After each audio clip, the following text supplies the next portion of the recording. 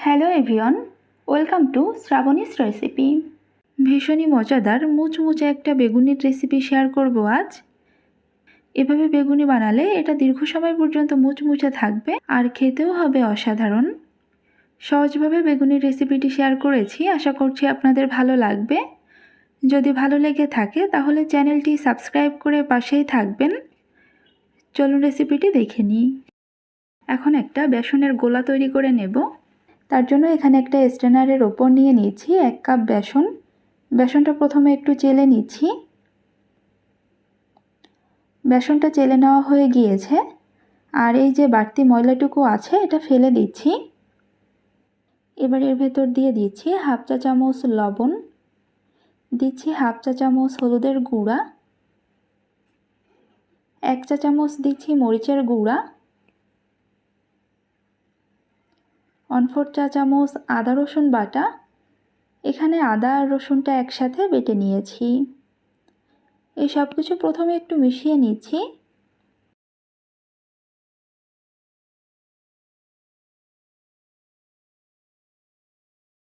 এখন পরিমাণ মতো জল দিয়ে ব্যাটারটা তৈরি করে নেব। এখানে অল্প অল্প করে জল দিয়ে দিচ্ছি, প্রয়োজন হলে পরে আবার দিয়ে নেব।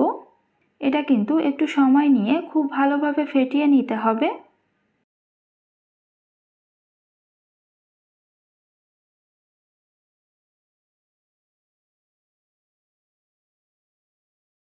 আমি এখানে 1 কাপ জল নিয়েছিলাম, আর আমার 1 কাপ জল সম্পূর্ণটুকুই লেগেছে, আপনাদের কম বেশি লাগতে পারে।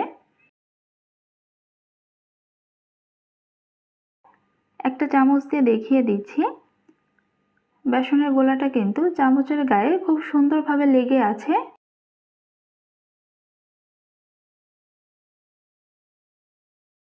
এখন এটা একটা ঢাকনা দিয়ে 20 মিনিটের জন্য রেস্টে রেখে দিচ্ছি। এখানে আমি বেগুন কেটে জলের ভেতর ভিজিয়ে রেখেছি। এর ভেতর দিয়ে দিচ্ছি 1 চা চামচ লবণ। লবণ জলের ভেতর বেগুনটা কিছুক্ষণ ভিজিয়ে রাখবো। এখানে আমি বেগুনটা দুইভাবে কেটে নিয়েছি। গোল বেগুন এভাবে গোল করে কেটে নিয়েছি, আর এরকম লম্বালম্বিভাবে কেটে নিয়েছি। আপনারা আপনাদের পছন্দ মতো যে কোনো একভাবে বেগুনটা কেটে নিতে পারেন। বেগুনটা কিন্তু যতটা সম্ভব পাতলা করেই কেটে নিতে হবে। এখন প্রায় 10-15 মিনিট মতো লবণ জলে বেগুনগুলো ভিজিয়ে রাখার পর জলটা ভালোভাবে ঝরিয়ে নিচ্ছি। জলটা ঝরিয়ে নেওয়ার পর একটা টিস্যু পেপার দিয়ে বেগুনের গায়ে যে জলটা আছে এটা ভালোভাবে মুছে নেব। বেগুনটা এভাবে একটু মুছে নেবেন, তা না হলে কিন্তু এর গায়ে বেসনের ব্যাটারটা লাগতে চাইবে না।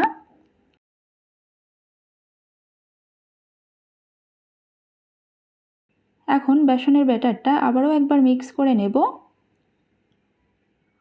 আর এবার এর ভেতর দিয়ে দিচ্ছি 1 চা চামচ বেকিং পাউডার, দিচ্ছি 1/4 চা চামচ বেকিং সোডা, 2 চা চামচ গরম তেল দিয়ে দিচ্ছি। এই উপকরণগুলো ভাজার আগ মুহূর্তে দিয়ে দেবেন। আবারও এই সব কিছু একসাথে ভালোভাবে মিক্স করে নেব। এই যে বেসনের ব্যাটারটা তৈরি করে নেওয়া হয়ে গিয়েছে। এদিকে একটা প্যানের ভেতর বেশ কিছুটা পরিমাণ তেল গরম করে নিয়েছি।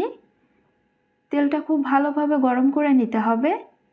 এখন এই গরম তেলের ভেতর একটা একটা করে বেগুনের টুকরা নিয়ে বেসনের ব্যাটারের ভেতর ভালোভাবে কোট করে নিয়ে এই তেলের ভেতর ছেড়ে দিচ্ছি। এখন এর একটা পাশ একটু ভাজা হয়ে গেলে এটা উল্টিয়ে দিচ্ছি।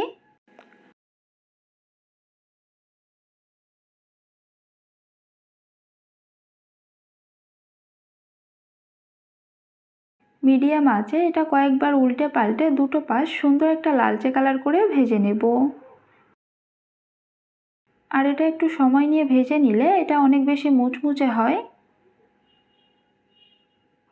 আমি প্রায় 4-5 মিনিট সময় ধরে বেগুনিগুলো ভেজে নিয়েছি, আর খুব সুন্দর একটা কালারও চলে এসেছে। এখন এটা তেল ঝরিয়ে উঠিয়ে নিচ্ছি। এখন গোল করে কেটে রাখা বেগুনিগুলোও একইভাবে ভেজে নেব।